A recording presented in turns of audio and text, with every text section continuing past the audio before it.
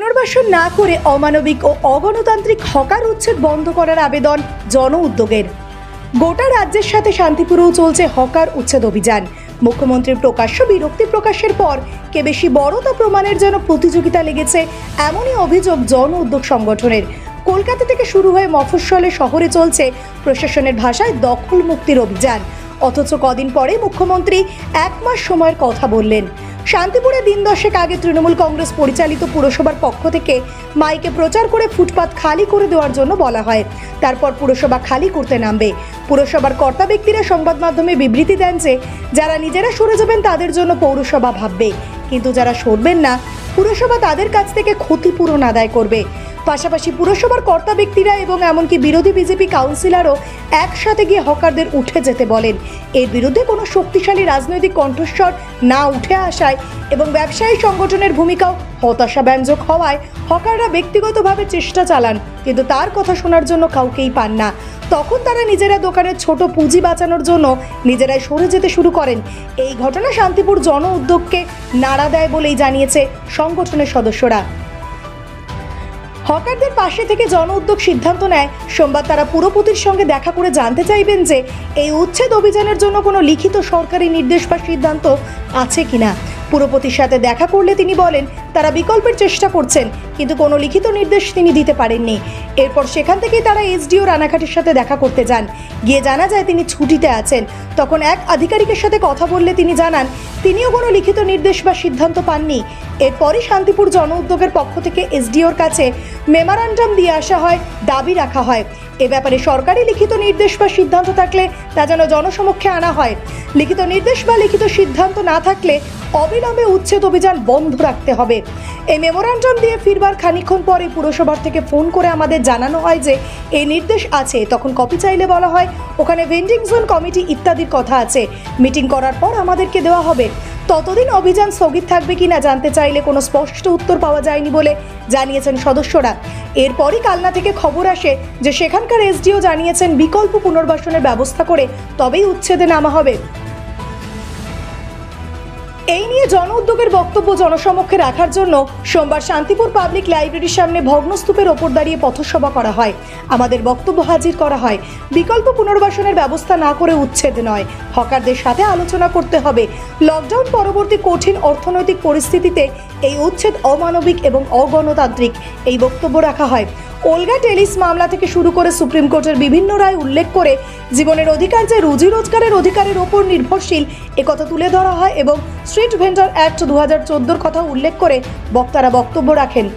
বহু মানুষ হকার এই বক্তব্য দীর্ঘক্ষণ ধরে শোনেন। পথচারীরা জন্য বহু মানুষ হকার এই বক্তব্য দীর্ঘক্ষণ ধরে শোনেন। পথচারীদের জন্য সুগম করার পাশাপাশি হকারদের কথাও ভাবতে হবে একথা জানিয়ে রুজি রোজগারের একমাত্র পথ যারা হারাতে চলেছেন তাদের পাশে থাকার জন্য মানুষের কাছে আহ্বান জানানো হয়। পুরসভাকে আহ্বান জানানো হয় অভিযান বন্ধ রাখার জন্য। শান্তিপুর তথা রাজ্য জুড়ে অমানবিক ফুটপাতের ধারে ছোট দোকানি ও হকার উচ্ছেদের প্রতিবাদে গতকাল পাবলিক লাইব্রেরির সামনে প্রতিবাদ সভার পর শান্তিপুর রেলবাজারের দ্বিতীয় প্রতিবাদ সভাটি অনুষ্ঠিত হলো জন উদ্যোগ সংগঠনের। পুনর্বাসন ছাড়া উচ্ছেদ নয়, এই মূল দাবিকে সামনে রেখে প্রচার চলে। আর্থ সামাজিক পরিস্থিতি, জীবন তথা রুজি রোজগারের অধিকার, বড় ব্যবসায়ীদের আগ্রাসন এবং এর প্রতিবাদে সংগঠিত হওয়ার প্রয়োজনীয়তা বক্তাদের কথায় উঠে আসে।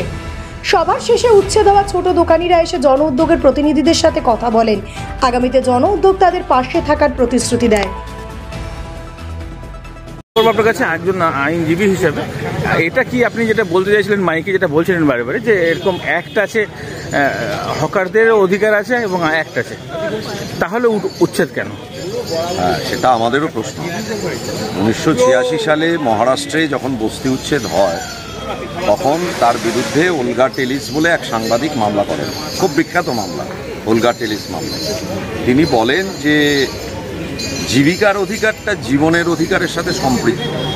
কারো জীবিকা কেড়ে নিলে সেটা জীবনের অধিকারের ওপর আঘাত হয় এবং সেই তার যে বক্তব্য সেটা স্বীকৃতি পায় পরবর্তীকালে ইউসিএল যে মামলা করে সুপ্রিম কোর্টে, সেই সুপ্রিম কোর্টে উনি সংবিধানের 19(1)(g) ধারায় যে রাইট টু লাইফ কথা বলা আছে সেটাকে স্বীকৃতি দেয় যে জীবিকার অধিকার ওই রাইট টু লাইফের অন্তর্গত। এবং স্ট্রিট ভেন্ডিং বা স্ট্রিট হকিং সারা পৃথিবীর সমস্ত জায়গায় চলে, এইটাকে উল্লেখ করে সুপ্রিম কোর্ট বলে যে এটা একটা বৈধ রুজি রোজগারের পথ।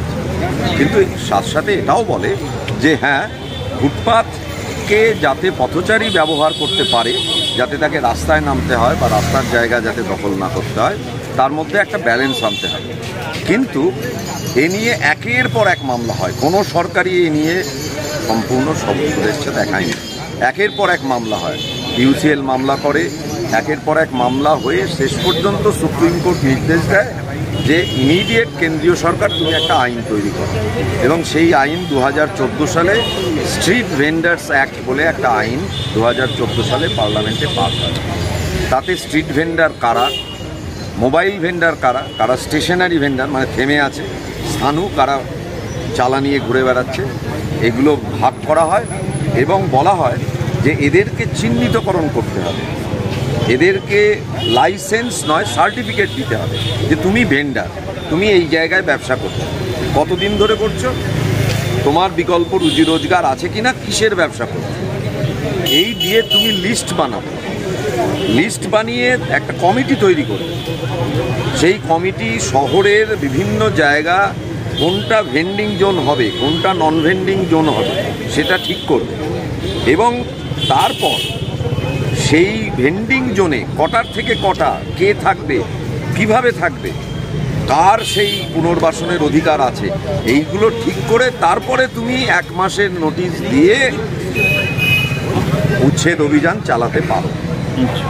এবার এখানে কোনোটাই মেনটেন হচ্ছে না। আমরা খুব আশ্চর্যের সাথে দেখছি যে লকডাউনের সময় যেরকম 4 ঘন্টার নোটিশে মানুষকে বেকার করে দেওয়া হয়েছিল, বেঘর করে দেওয়া হয়েছিল, এখানে 10 দিনের নোটিশে সেই ঘটনা, যিনি 30 বছর ধরে, 40 বছর ধরে, 50 বছর ধরে, এইটাই তার রুজি রোজগারের একমাত্র পথ।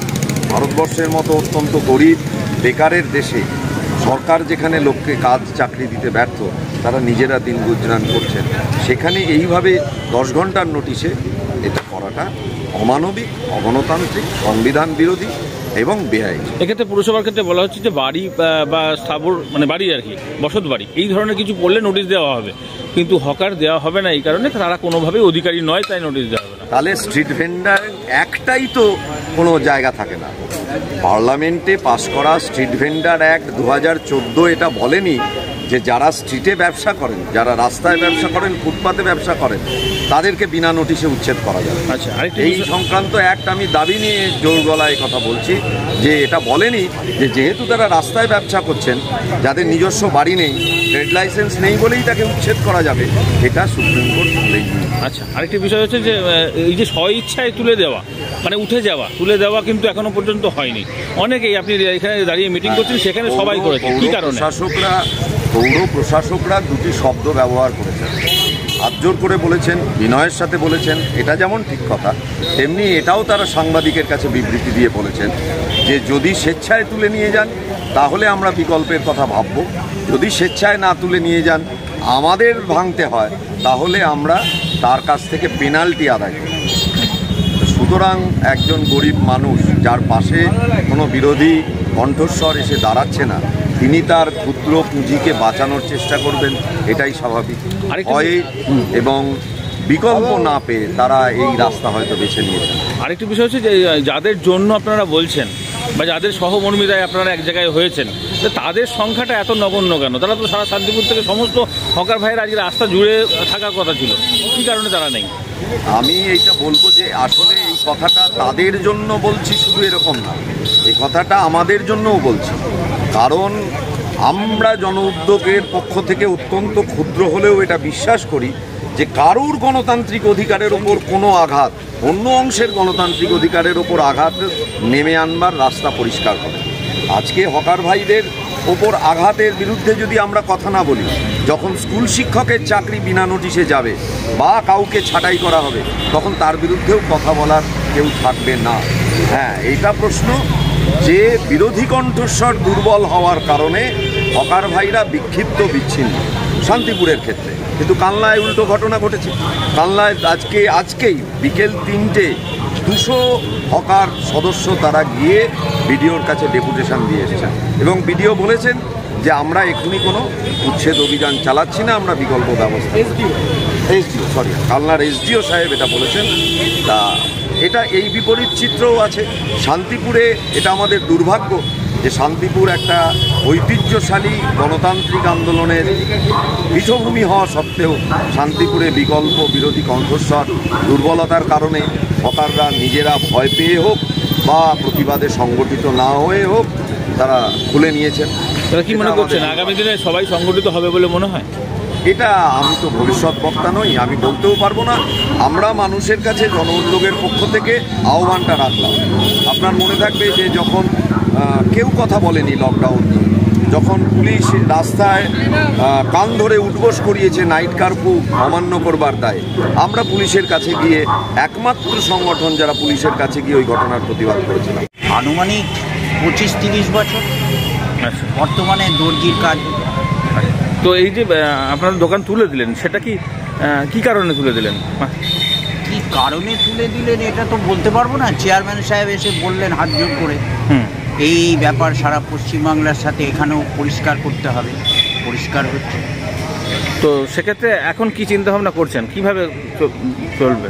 এখন কি আর বলবো, সকলের যা হবে আমারও তাই হবে। তো সেক্ষেত্রে তো আপনারা অপেক্ষাও করতে পারতেন বা সবাই মিলে একসঙ্গে আলোচনা করতে পারতেন। এটা বাস্তব কথা, আলোচনা এবার কেউ শুনছে কেউ শুনছে না। সবচেয়ে মজার ব্যাপার না, দুটো কথা, একটা হচ্ছে ভয়ে তুলে ফেলা আর একটা হচ্ছে সহযোগিতা করে তুলে ফেলা। কোনটা ঠিক না? সহযোগিতাও বলা যেতে পারে, মানে সবাই করছে সেই হিসেবে ব্যাপারটা, মানে সবারটার ব্যাপার আলাদা, কিন্তু আপনি করলেন কি কারণে? আমার তো পুরো তোলেনি তো, যেটুকুনি হয়েছে ভেতরে মালপত্র সরানো হয়েছে এবং বাকিটা পড়েই আছে। আচ্ছা, তো এক্ষেত্রে আপনারা তো ব্যবসা করেন, বিভিন্ন ব্যবসা সংগঠনের সঙ্গে যুক্ত ছিলেন। আমাদের এইখানকার যে আমাদের এই মধ্যাঞ্চল ব্যবসায়ী সমিতির যারা আছেন তারা সম্পূর্ণভাবে সহযোগিতা করে, কিন্তু আদারওয়াইজ যে সারা শান্তিপুর ব্যাপী যে একটা ইউনিটি যে ব্যবসাদার আছে তারা কোনো রকম একবারের জন্য তারা আসেনি, কোনো রকম সহযোগিতা তাদের থেকে পাওয়া যায়। আপনার নাম পরিচয়? অমলেন্দু ভট্টাচার্য, মধ্যায় লাইব্রেরি মাঠের সামনে শান্তিপুর। আমার পাবলিক লাইব্রেরির সামনে চায়ের দোকান। এটা কতদিন ধরে মোটামুটি? এটা আমার হয়তো বেশি দিন নয়, আমি খুব রিসেন্টলি 1 লাখ টাকা দিয়ে হস্তান্তর করে নিয়েছি। হ্যাঁ, দোকানটা অনেক দিনের, কিন্তু আমি হস্তান্তর করে নিয়েছি 1 লাখ টাকা দিয়ে। তখন যখন টাকা দিয়েছিলেন তখন এটা মনে হয়েছিল না পুরো এটা তখন তো কিছুই সরকারি জায়গা কিংবা পুরসভার জায়গা, সেই জায়গাটা কেন কিনতে যাবে এত টাকা দিয়ে, এরকম কিছু? না, সেরকম কোনো আমার মনে হয়নি। আমি জানি এখানে আমি হয়তো স্থায়ীভাবে কিছু করতে পারবো, যেহেতু আমার একটা ব্যবসা ছেড়ে একটা ব্যবসা মন্দা ছিল বলেই আমি এই চায়ের দোকান করতে এসেছি। হ্যাঁ, তারপরে এই পরিস্থিতি। তো এক্ষেত্রে ধরুন এখনো পর্যন্ত তো আপনাদের কোনো লিখিত নোটিশ দেয়, লিখিত নোটিশ তার আগেই আপনারা সরিয়ে নিলেন? হ্যাঁ, সরিয়ে নিলাম। কি কারণে? আমাদের এসে বলা হলো যে তোমাদের এই জায়গাটা খালি করতে হবে, সেই হিসাবে আমরা মৌখিকভাবে বলার পরে খালি করে দিলেন। কি করবো এখন, চারিদিকে শুনছি যে এইদিকে পুলিশ ভেঙে দেওয়া হচ্ছে, এ করা হচ্ছে, আমরাও তো একটু ভয়ই পেয়েছি, সেই হিসাব করে আমরা করে নিলাম। তো এই যে সংখ্যাটা তো এক নয়, অনেকে মিলে একসঙ্গে কথা বলেছেন। আমরা এই ব্যবসা সমিতি লোক নিয়ে আমরা মিউনিসিপ্যালিটি গিয়ে কথা বলেছি, ওই একই কথা বলা হয়েছে যে না, কোনো রকমভাবে এ করা যাবে না, সরকারি জায়গা। এই সময় তো ব্যবসায়ী সমিতির পাশে থাকার কথা, কতটুকু পাশে পেয়েছেন তাদের?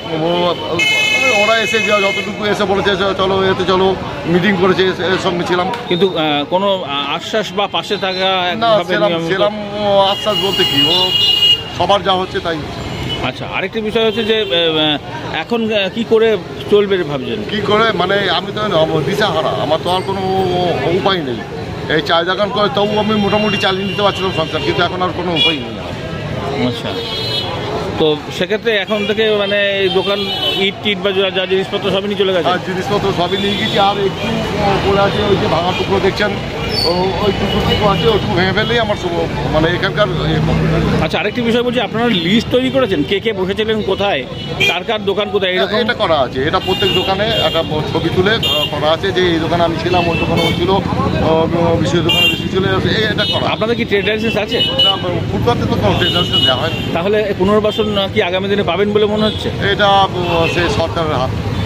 সে ব্যাপারে কোনো কথা হয়েছে চেয়ারম্যানের না, সেটা আমাদের সঙ্গে কোনো কথা হয়নি। হ্যাঁ, এখনো পর্যন্ত জানানো হয়নি যে তোমাদের পুনর্বাসন দেওয়া হবে বা কী হবে, এটা কিছু জানানো। আবার লিখিত নোটিশও দেওয়া হয়নি, লিখিত নোটিশও দেওয়া হয়নি। শুধুমাত্র মাইকে প্রচার এবং এসে বলে যাওয়ার কারণে আপনারা সবাই কি নাম আপনার? আমার নাম অমল সেন। কিসের দোকান? চাঁদ। জন উদ্যোগে শান্তিপুর জন উদ্যোগ আপনারা জানেন যে একটি রাজনৈতিক সামাজিক সংগঠন। এর আগেও বিভিন্ন রাজনৈতিক ইস্যুতে শান্তিপুর জন উদ্যোগ তার প্রতিক্রিয়া ব্যক্ত করেছে। এখানে আজকে যে ব্যাপারে আমাদের পথসভা ছিল সেটা আপনারা জানেন যে শান্তিপুর জুড়ে একটা উচ্ছেদ চলছে। উচ্ছেদ বলতে মানে এমন একটা মৌখিক নোটিশ সার্ভ করা হয়েছে, যার ফলে যারা ফুটপাতের ধারের দোকানদার আছেন, ফুটপাতের বাইরে যারা দোকানদারি করছিলেন, সোকল্ড অবৈধভাবে যাকে বলা হচ্ছে যে পিডাব্লিউডির জমি, সেই তাদেরকে যে উচ্ছেদ করার কথা বলা হয়েছে এবং তারা যেভাবে দোকানপাট ঢুকিয়ে নিয়ে যাচ্ছে এবং তাদের রুজির এটা একমাত্র কর্মসংস্থানের একমাত্র পথ, রুজির পথ, বেঁচে থাকার পথ, সেইটাকে তারা ঢুকিয়ে দিতে বাধ্য হচ্ছে। এই যে পদ্ধতিটা চলছে, কোনো লিখিত অর্ডার ছাড়া, কোনো লিখিত আদেশনামা, সরকারি লিখিত সাইন্ড অর্ডার কপি ছাড়া যে এই উচ্ছেদ অভিযানে চলছে, সেইটা বিরোধিতা করে এবং এ প্রসঙ্গে আইন কি বলছে, এ প্রসঙ্গে বিভিন্ন রায় কি বলছে, প্রিভিয়াস যে সুপ্রিম কোর্ট তথা হাইকোর্ট তথা সুপ্রিম কোর্টের রায়গুলো কি বলছে, সেইগুলো নিয়ে আমরা মানুষের মধ্যে কিছু প্রশ্ন নিয়ে হাজির হয়েছিলাম। তো এই যে বলছেন নির্দেশ নেই, সেটা কি করে বুঝলেন? শান্তিপুর জন উদ্যোগের পক্ষ থেকে আজকে আমাদের প্রতিনিধি দল শান্তিপুর পুর প্রশাসন যারা এই উঠে যাওয়ার কথা ঘোষণা করছেন, পুর প্রশাসনের প্রধান পুরপতির কাছে আমরা গিয়েছিলাম। আমরা গিয়ে তার কাছে এরকম নির্দেশ দেখতে চাই, কিন্তু তিনি আমাদের কোনো এরকম লিখিত নির্দেশ দেখাতে পারেননি। পরবর্তীকালে আপনাদের ফোন করে বলা হয়েছিল যে নির্দেশ এসেছে? পরবর্তীকালে আমরা এসডিওর কাছে যাই, রানাঘাট এসডিওর কাছে যাই, কিন্তু এসডিও ছিলেন না, ছুটিতে ছিলেন। কিন্তু এসডিওর কাছে যিনি চার্জে ছিলেন, যে ম্যাজিস্ট্রেট চার্জে ছিলেন, তিনি আমাদের বলেন যে তার কাছেও এরকম কোনো লিখিত নির্দেশ নেই এবং তাদের তরফ থেকে শান্তিপুর পৌরসভাকেও এরকম কোনো লিখিত নির্দেশ কাজ করা হয়নি। এবার তারপরে আমরা যখন ফিরে আসি, তখন শান্তিপুর পৌরসভা আমাদের একজন প্রতিনিধিকে ফোন করে জানায় যে একটা লিখিত নির্দেশ এসছে, তাতে ভেন্ডিং জোন, নন ভেন্ডিং জোন একটা ভাগ করার প্রক্রিয়া কথা তারা উল্লেখ করেন। কিন্তু যখন তাকে আরও সুস্পষ্টভাবে জানতে চাওয়া হয় তাহলে কি উচ্ছেদের কথা সেখানে উল্লেখ আছে, বা উচ্ছেদ থামানোর কথা বা উচ্ছেদ করার কথা কি কিছু উল্লেখ আছে, সেটা ব্যাপারে তিনি স্পষ্ট করতে পারেন না। এবং যখন আমরা সেই নির্দেশনামাও তার কাছে চাই, তখন তিনি বলেন যে না, সেই নির্দেশনামা নিয়ে তারা আগে নিজেদের মধ্যে বৈঠক করবেন, হয়তো বিওসি বৈঠক করবেন, সেই বৈঠকের আগে তিনি সেই নির্দেশনামা প্রকাশ্যে আনতে চান না। আচ্ছা, আরেকটি বিষয় হচ্ছে যে মানুষের স্বাচ্ছন্দ্যে চলাচল করুক, এটা তো আপনারাও চান। এবং ফুটপাতের দোকান, সেই অর্থে ফুটপাতের উপরে দোকান না হলেও ফুটপাতের পাশে দোকান এবং তার সামনে মাল, ফুটপাতের উপরে মাল এবং রাস্তার উপরে খরিদ্দার, এটা তো হয়েছে। আমরা বলছি যে ফুটপাত যাত্রী স্বাচ্ছন্দ্যে মানুষ চলাচল করবে, এর আমরা 100% পক্ষে। কিন্তু এক্ষেত্রে যে এত তড়িঘড়ি 10 দিনের নোটিশে এটাকে সরিয়ে নেওয়া হচ্ছে এবং যেটা কি করা হচ্ছে, যেটা কিনা 7 দিন 10 দিনের জন্য, আজীবনকালের জন্য তাদের একমাত্র রুজিরুটির সংস্থানকে সরিয়ে ফেলা হচ্ছে, সেক্ষেত্রে আরও বেশি আলোচনা, কথাবার্তা বলা হতে পারতো যে 8 ফুট 10 ফুট 12 ফুট দখল করে আছে, 3 ফুট 4 ফুট পিছিয়ে দেওয়া। আমরা অবশ্যই যারা পাকা দোকান আছে, আমরা দেখেছি ডাকঘর থেকে শুরু করে তারা বাইরে প্রচুর মালপত্র তারা বের করে দিচ্ছে। আমরা দেখেছি বড় বাজারে যাদের পাকা দোকান আছে, তারা সামনের বারান্দাটা আস্তে আস্তে আস্তে আস্তে বাড়িয়েছে, তারপরে বারান্দাটা শেড করেছে, এখন সেখানেও শাটার লাগিয়ে নিয়েছে। আমরা এগুলোর ঘোর বিরোধী, এনক্রোচমেন্ট এইভাবে করার ঘোর বিরোধী। কিন্তু এই আজকের আর্থসামাজিক প্রেক্ষাপটে, আজকের যে কর্মহীনতার এবং সবচেয়ে বিশেষ করে কোভিড পরবর্তীকালে যে ক্ষুদ্র ব্যবসা এবং ছোট ব্যবসার যে বেহাল অবস্থা, সেই জায়গায় দাঁড়িয়ে এই গরিব মানুষের রুজি রুটির একমাত্র পথ, একমাত্র উপায়কে যখন তুলে দেওয়া হচ্ছে, তার আগে অনেক বেশি আলাপ আলোচনার প্রয়োজন ছিল। হতে পারতো তাদের দোকান অর্ধেক করে দেওয়া হতে পারে, হতে পারতো তাদের দোকানটা লাইব্রেরির ভেতরে ঢুকিয়ে দেওয়া যেতে পারে, যে প্রশাসনের সঙ্গে সহযোগিতা করে, মানে রাজ্য প্রশাসনের সঙ্গে একটা সহযোগিতা করে, একটা কথাবার্তা বলে লাইব্রেরির ভেতরে ঢুকিয়ে দেওয়া হলো, যে এখানে তারা পাকা ঘর করে দিল, তারপরে সেখানে তারা থাকলো, এটা হতে পারে। বা কাছাকাছি নিকটস্থ, এটা বলা আছে আইনে যে কাছাকাছি নিকটস্থ কোনো জায়গায় তাদের পুনর্বাসনের ব্যবস্থা করতে হবে। তো এই পুনর্বাসনের কোনো সঠিক আশ্বাস না দিয়ে, কোনোরকম ক্ষতিপূরণের কথা না বলে, কোনোরকম লিস্ট না করে, কোনোরকম তাদের শংসাপত্র না দিয়ে জাস্ট তুলে দেওয়া, এটা আমরা একদম অমানবিক বলেই মনে করছি। আপনাদের সবথেকে বড় কথা, লিখিত অর্ডার ছাড়াই উচ্ছেদ অমানবিক না, এটা অসাংবিধানিক। আপনাদের সঙ্গে যদি না থেকে থাকে আপনাদের সংগঠন কি অরাজনৈতিক? আমাদের সংগঠন রাজনৈতিক সংগঠন, আমি তো প্রথমেই বললাম। শান্তিপুর জন উদ্যোগ একটি রাজনৈতিক সামাজিক সংগঠন, কিন্তু অদলীয়। কোনো রাজনৈতিক দলের সে লেজুর নয়, কোনো রাজনৈতিক দলের সঙ্গে সে সম্পৃক্ত নয়। আচ্ছা, এক্ষেত্রে অন্যান্য রাজনৈতিক দলের ভূমিকা কি মনে করছেন আপনারা? সেটা আপনারা নিজেরাই দেখতে পাচ্ছেন। এই মুহূর্তে ধরুন বিজেপি নামছে না কেন?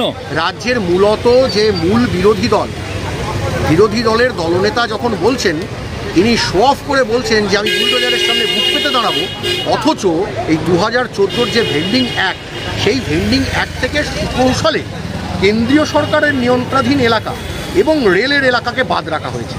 কারণ কিছুদিন পরেই তারা দেখবেন এই মডেল স্টেশনের নাম করে রেলের স্টেশন থেকে হকারকে নির্বিচারে উচ্ছেদ করবে।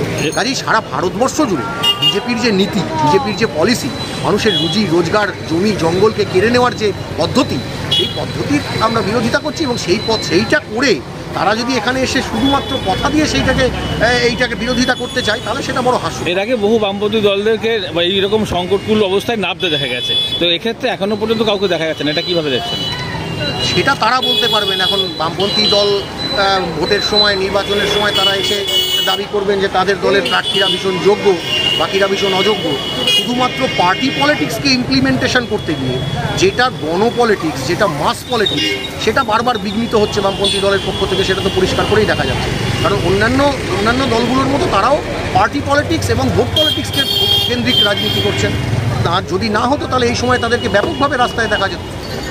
আর একটি বিষয় হচ্ছে যে পুনর্বাসন তো বললেনই যে সঠিকভাবে এখনো সিদ্ধান্তই হয়নি, কিন্তু একটা বিষয় ধরুন ওই যে যারা উঠে যাচ্ছেন তাদেরকে কোনো প্রকৃত লিস্ট আছে? যে লিস্ট তো প্রশাসনের তরফ থেকে করা হয়, তাহলে কিভাবে পুনর্বাসন পরবর্তীতে তাদেরকে ডাকা হবে? সেইটাই তো কথা। এগুলো যে শুধুমাত্র কথার কথা, যদি তার লিস্ট না করা হয়, তাকে যদি কোনো রকম শংসাপত্র না দেওয়া হয়, তাকে যদি কোনো রকমভাবে তাকে গুনতির মধ্যে একদম সরকারি গুনতির খাতায় না আনা হয়, তাহলে কিভাবে? নদিয়া থেকে মলয়দের রিপোর্ট, টাইমস প্রতিদিন। This channel does not promote any violent, harmful or illegal activities. All content provided by this channel is meant for an educational purpose only.